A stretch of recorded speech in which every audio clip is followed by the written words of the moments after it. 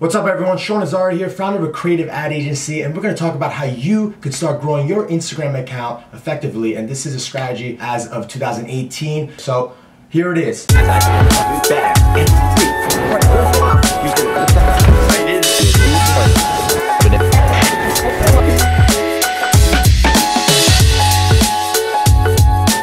Alright, so number one, connect your Instagram account to a business profile. So you need to have a Facebook business page or a fan page in order to do that. Now, some people are very against doing that. They think that if you do that, you're gonna reach less users. However, from my experience through branding clientele and my personal page, connecting your account to a business page has a lot of perks than assuming that you're gonna reach less people because it's now connected to a business page, all right?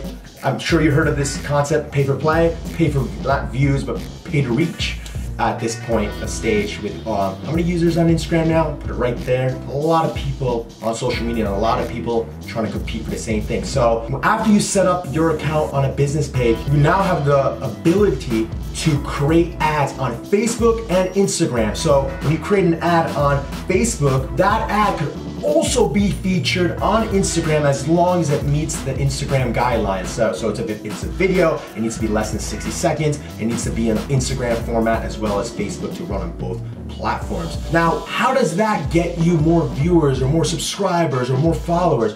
When you create great ads, creatives, and you promote it on Facebook and Instagram, it will show up across your targeted clientele, your targeted audience. So if the creative is good, the ad will have visit Instagram profile. So if the creative is good, they want to see what account is producing this content, and they're going to look at your account, and if your content is consistent and if it's great and it's valuable for that targeted audience, because remember, when you're running ads, you're running it across a targeted audience, people that will like your type of content. So again, if the creative is good, they're more likely to follow your account. So leverage that, leverage Facebook's advertising platform. In addition, Instagram has its own advertising platform, but it's not as strong as Facebook. With Instagram, you don't have the ability to narrow down the audience. You only can narrow down based on location and just a few interests, but you can't do it like, hey, someone likes furniture, but also likes makeup and also is an entrepreneur. You can't do that. You gotta just do like furniture or makeup or entrepreneur. So you can't narrow it down. So that's number one. Number two, if possible, establish an Instagram aesthetic. Try to create content that looks appealing for your Instagram account. Now, what do I mean by this? I'm gonna show you some examples. I'm gonna show you again with the clientele that we do. If you look at Sojo Spa Club, you'll notice that the column is very organized such that one column is just information where we're educating them on spa services, on ways people could detox, on the differences between traditional and steam rooms. And the color aesthetic is very same. And we're also leveraging Instagram's carousel type of post, which is also a video I created on how you can leverage this type of strategy as well, which I'll also link right above here if you want to check it out. So another great example is Peter McKinnon.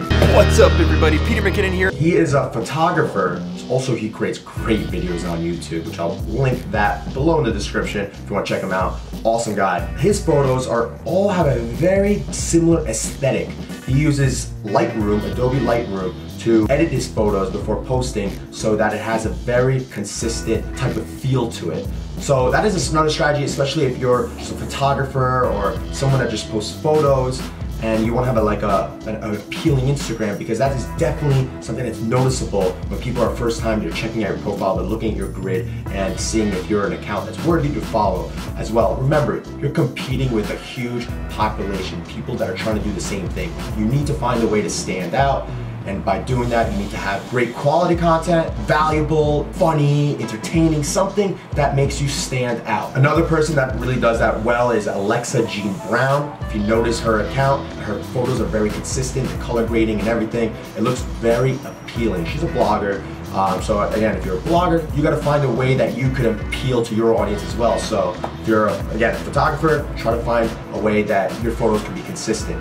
And you can do all this in Lightroom as well. You can create your own preset, which is almost like a filter, but not. It's the way you edit photos, so you can save that type of editing so that you can apply it on all your photos at some point. Our number three very important, I may have mentioned this in the first video, is obviously you gotta try to create unique content, not just reposting other people's stuff, reposting memes, reposting quotes. You can do that maybe 10% of the time, but 90% of the time it needs to be unique content. That doesn't mean that you need to come up with like the newest idea. You could come up with topics that people already talked about, but you have to write it in your own way, your own words, your own graphics, whatever you're trying to do, you need to portray it differently. So if you're a brand that you sell workout gear, you need to not repost other types of graphics that talk about other exercises. Come up with your own. It could be the same exercise, come up with your own graphic such that it's yours, your watermark, and that is on that image. It's the way you're portraying it, so it could be even a video, or again, a graphic, or if you're leveraging those carousel type of posts where you swipe left, for example. 6 best ab exercises, and one of the exercises includes your gear if you sell workout stuff. Number 4 is coming up with strategic giveaways. Now, when you come up with strategic giveaways, try to think of the audience. Now, sometimes they're not gonna want your product or service. It's not that valuable to them. So you need to give them an incentive. Sometimes you need to partner up with other brands or upfront the cost of some sort of product or service that people want that you can give out if they follow XYZ rules. So it's basically coming up with a creative that is so appealing such that, let's say you have a beautiful hotel in New York City, then you will create a giveaway such that you'll fly 1 or 2 people for a weekend in which you'll also get free stay at your hotel. But the rules are to follow your account, tag 3 friends under the comments and so forth. And in order to promote those giveaways is that you need to find accounts that will have an audience that'll be more aligned to your brand.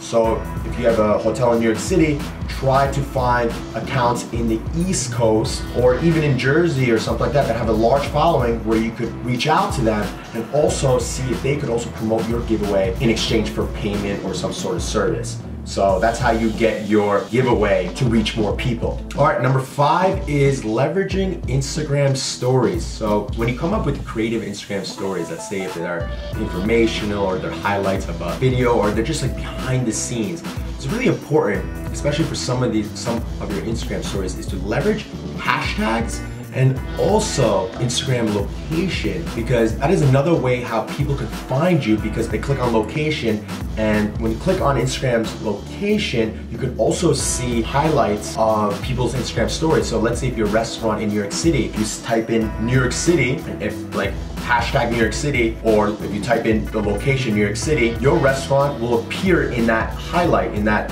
circle where you click on, and you can see what's going on in New York. People do that sometimes, especially when they want to find out what's going on. Where is everyone right now? It's definitely a great way to get discovered, especially if your creative is good, if it's something appealing, which will get them to see your account. They'll go on top, see what account it is, and they'll click on it, which will go right back to your account. Another amazing feature that you can leverage with Instagram stories is their highlights, which is relatively new. It came out, I believe, in December of 2017 or January 2018, where you can now save your Instagram stories past 24 hours, and then you can archive them based on specific sections. So what I've been doing on my even personal page and also on some of my clientele is we've been creating highlights based on specific categories. Now these categories could be specific promotions. Now that category, you can see a thumbnail that's very consistent, and you can see promotions. When you click on promotions, you'll see what the brand's promotions are.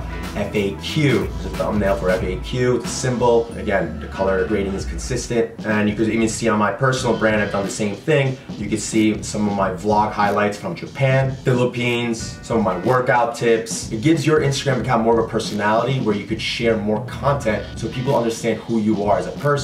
So I like to push as much video as possible so people know who I am, what type of content I'm doing on a daily basis, so I could at least post consistently, but it could be on stories as well. All right, number 6 is collaborations and shoutouts, basically. So they're kind of actually 2 different things, but I'm gonna put them together here. So try to find people that you can collaborate with. Either if you're a brand, look for influencers that could showcase your product. If you produce some sort of makeup, look for makeup influencers that could create makeup tutorials using your product. Also, you could find local influencers. Let's say if you're a blogger, try collaborating with them so that you can also leverage their audience in addition to your audience in create a post or a video or something, depending on what you do together, such that you both could help each other out. A lot of collaborations I do see as well is with home decor bloggers, makeup bloggers, where they group about 5 to 10 bloggers together in which they do a huge giveaway. They'll give away a camera, an iPhone, and a lot of great prizes, but the rules would be